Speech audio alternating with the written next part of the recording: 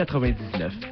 Casa Pizza est pris tous en caisse. Chez Ouest, la meilleure pizza en ville, le poulet le moins gras et la poutine. Service au comptoir et livraison 88 248 24 24. Les Vieux Loups, boutique chasse et pêche, Richard Morissette pour bien vous conseiller à la boutique des connaisseurs. Les bonnes adresses de la Côte-du-Sud, c'est chez nous. Votre station CKFM est fière d'offrir des services à la population de la Côte-du-Sud. C'est pourquoi nous vous présentons la lecture nécrologique en semaine à 11h et 16h et le samedi à 11h. Si vous voulez consulter les avis de décès, rendez-vous sur ckfm.com, section avis de décès. CKFM, ici pour vous. Tous les mercredis 8h20, l'agenda socio-culturel et économique. Socio-culturel et économique. Pour tout connaître. Activités d'associations, organismes à but non lucratif. Faites parvenir vos communiqués et l'horaire de vos activités, événements ou réunions à ckfm.com ou par fax au 88 234 1770. Une présentation de Bureau Plus Montmagny. Cette semaine, l'été chaud Banque Nationale à Montmagny vous propose la Fête du Canada le 1er juillet de 9h au centre-ville de Montmagny. Le spectacle des lundis gamins pêche à la baleine le 2 juillet de 13h30 au jardin de la Maison Tachée. Le critérium de vélo de Montmagny le mardi 3 juillet à 19h. Et le spectacle des samedis festifs mettant en vedette TaylorMade Fable le 7 juillet de 20h sur la scène mobile du centre-ville de Montmagny. Pour plus d'informations, visitez le vivremontmagny.com. Collaboration Journal Loi Blanche et Siki FM. Siki, bonne journée! Il est 8h11 et comme c'est le cas chaque mardi matin à cette heure-ci, mais pour une dernière fois, parce que là, il va prendre des vacances lui aussi, mais c'est pas des vraies vacances, un maire, ça travaille toujours, hein, monsieur le maire Desrosiers qui est avec nous. Il faut prendre ça un petit peu plus relax pendant une certaine période, là, il faut évacuer un petit peu aussi, là, pareil comme tout le monde, là. Même si on est maire, là. Mais durant la période, peut-être la semaine prochaine, c'est le 9, le 10. Le 10, je suis encore ici.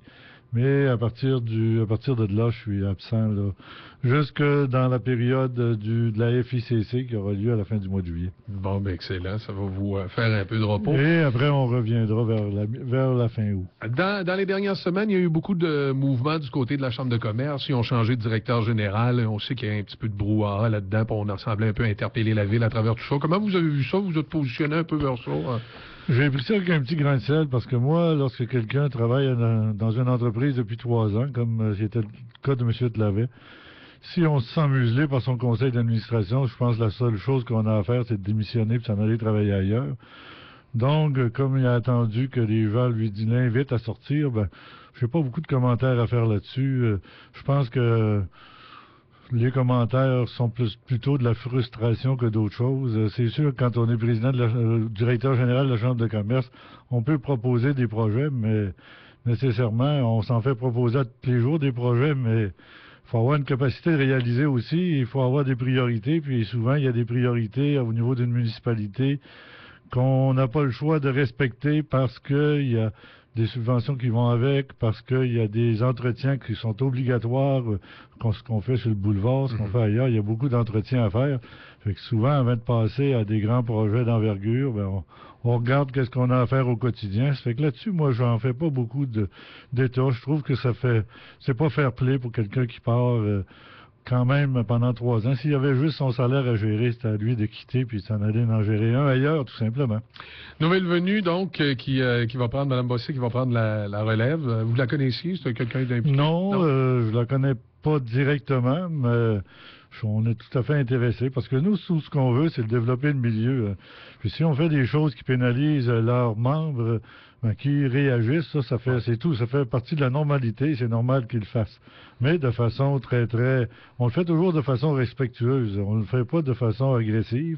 Et je pense que le milieu, on a fait beaucoup d'efforts pour modifier le milieu, pour se remettre en mode de développement, parce qu'en 2004, on avait quand même perdu 600 emplois à Whirlpool, puis 200 dans le textile, ça fait 800 emplois pour une municipalité de 11 500. Je dois vous dire que on a les genoux très près de terre. Donc, tout ce qu'il faut, c'est régénérer la fierté, remettre en mouvement. Mais je pense que ça, on a réussi à le faire. Il faut l'admettre. Il faut regarder la différence entre une étape et l'autre étape et être capable de faire une analyse très, très sérieuse et non pas se décharger le cœur parce qu'on quitte. Il faut plutôt regarder ça de façon très, très, très, très sérieuse quand on fait une analyse d'un milieu, parce que c'est pas pénaliser le milieu qui va permettre de se développer. Puis je pense pas que tout individu n'a pas intérêt à essayer de vomir sur le milieu qui l'a fait vivre pendant une certaine période, dans deux types d'emplois. Au niveau du dynamisme en général, est-ce que vous avez l'impression du côté de la ville là, que vraiment là, on est en train de se réorganiser puis de se relever un peu des coups durs qu'on a eus comme en 2004? Moi, je suis capable de faire la différence entre 2004 et 2012. Oui. Puis je dois vous dire qu'on est passé de la morosité à la fierté et qu'au niveau de la PME, ça fonctionne passablement bien. Puis il y a quand même eu une crise économique en 2008. Là. Elle était aussi à Montmagny. Là. Oui. Ça n'a pas existé juste ailleurs. Puis ça existe encore ailleurs. Hein. Il y a beaucoup d'entreprises à Montmagny qui exportent aux États-Unis, qui exportent en Europe. Eux aussi doivent vivre les conséquences des mesures qui étaient prises par les Américains pour protéger leur territoire, que ce soit le bois, la forêt. Il y avait beaucoup de protectionnisme de l'autre côté de la frontière. Oui, puis il y a eu beaucoup d'éléments. Tout ce qui est arrivé au niveau de la forêt, tout ce qui est... ça a périclité au niveau de l'industrie.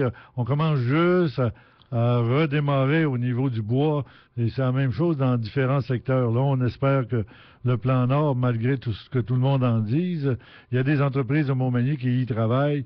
J'espère que ça sera profitable pour eux. Puis je pense qu'à travers tout ça, on a réussi à protéger nos belles PME. Et nos PME, c'est des développeurs manimontoires pour la majorité. Je pense que ces gens-là ont à cœur le développement de leur milieu, parce qu'ils auraient pu s'exporter ailleurs eux aussi.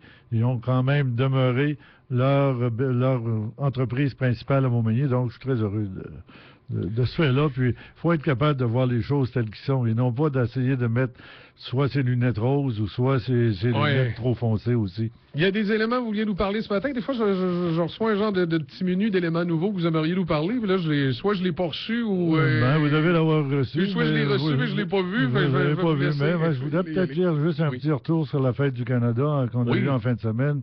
Il y avait des milliers de personnes au centre-ville. C'est en ce temps-là qu'on devrait venir voir Montmagny, là, quand il y a des milliers de personnes au centre-ville, parce qu'on a une activité qui a attiré des gens, je vous le dis, là, à 1h30 sur la rue Saint-Jean-Baptiste, il fallait presque tasser les gens.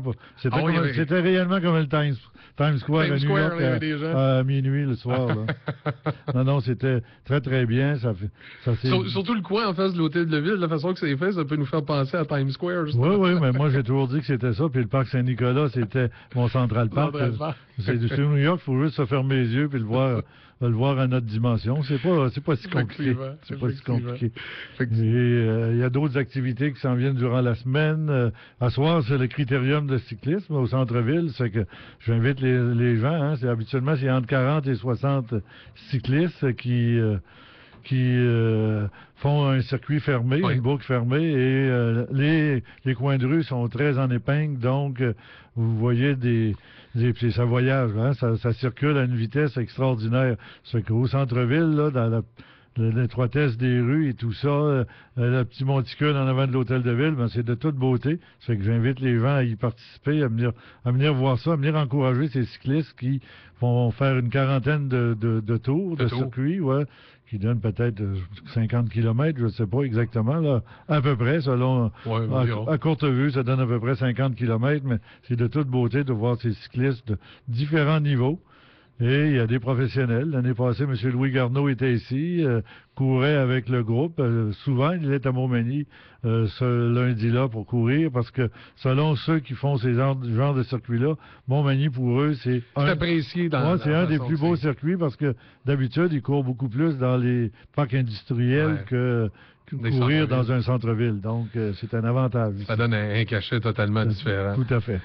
Il y a eu des inondations dernièrement à Montmagny. Est-ce qu'au niveau de la ville, vous avez eu pas eu des inondations, mais il y a eu des refoulements d'eau. Effectivement. Oui, mais il faut dire aussi qu'il a tombé 90 mm de pluie en l'espace de 45 minutes. Dans une rue, il y a un qui a eu de l'eau, l'autre n'en a pas eu. Pourquoi celui-là en a eu, l'autre n'en a pas eu? Vous savez qu'avec les grandes surfaces qu'on possède, L'eau, souvent, les gens, ce qu'on leur dit, puis ils font pas toujours, c'est de ne pas raccorder les gouttières à leur drain français.